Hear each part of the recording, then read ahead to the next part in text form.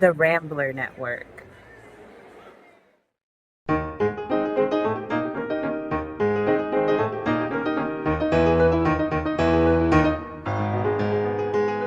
Step right up, ladies and gents, a show for the ages, a spectacle of silent silver. Gather around, folks, don't be shy. A real humdinger of a picture awaits. Thrills, chills, and plenty of laughs. From the golden days of flickering reels and grand Nickelodeons comes a program most extraordinary. A real corker of a show, a top-notch talkie about a world with no talk at all.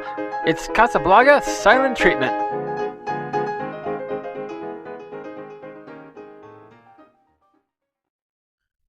Where A Trip to the Moon was the first full narrative arc in film, The Great Train Robbery was the first film with full action scenes, as well as cross-cutting between multiple locations, such as the outlaws and the posse chasing them down.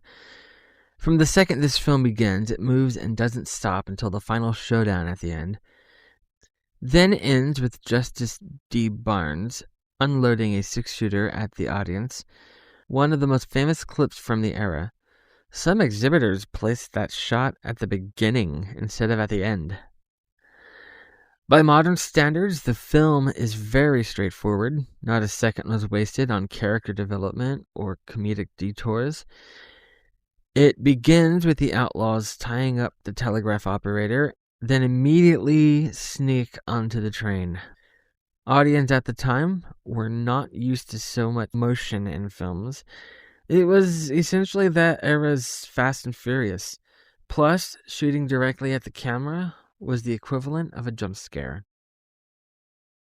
So this movie is more straightforward than most of the movies in this season will be. In fact, I honestly don't have much to say that hasn't already been said, which I guess I could say for most of these movies. I mean, these movies are over 100 years old. What hasn't been said about them? But this movie in particular, it's about as straightforward as a movie can possibly be.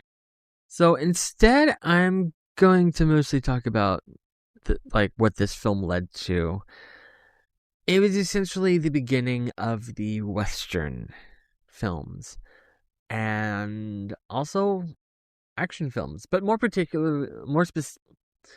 specifically, Western films.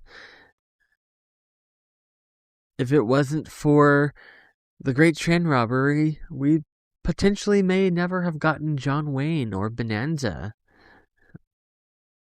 And instead of the fantasy surrealism of A Trip to the Moon, audiences were treated to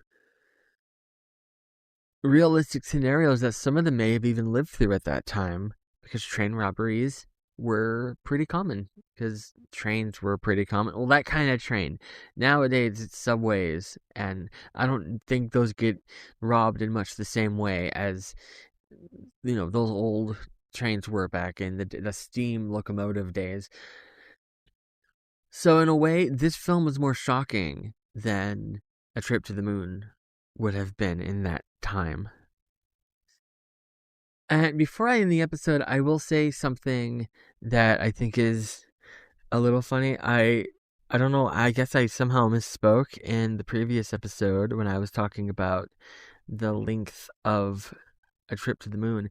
I said it was 16 minutes long. I'm guessing the version on Max is 16 minutes long, but that one has additional titles at the beginning, kind of explaining the context, and there's credit at the end. The actual movie itself, as presented on YouTube, which is the full, just the movie itself, is 12 minutes and 51 seconds long. And the episode I did is 13 minutes and 49 seconds long, which means that for the first and potentially only time in this show's history, the episode was longer than the movie it was covering, which, I don't know, I think that's kind of funny. And cut.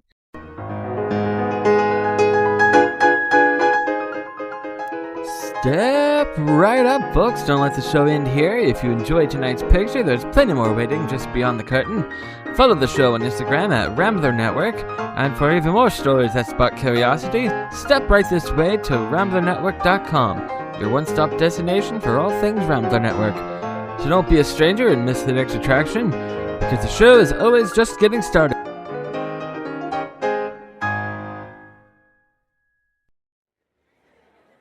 The Rambler Network.